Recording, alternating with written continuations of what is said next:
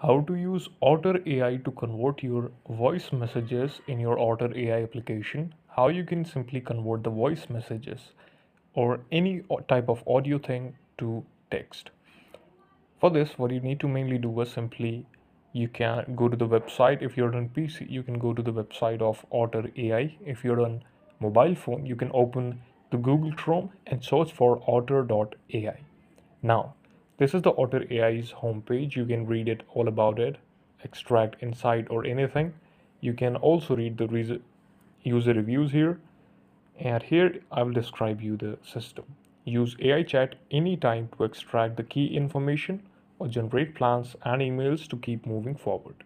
Now, here is an option of voice as you all of you can see here. On this option, you simply have to click it.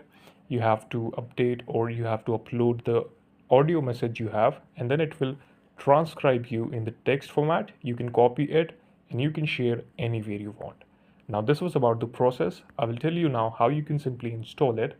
On the website, click on right top of the screen. There is two lines there. And from there, click on the fourth option, that is download. If you use Android, click on Android app. If you're using the PC, click on Chrome extension. If you're using iOS, then click on iOS application. Now this is how you can do it. Thank you so much for watching this video.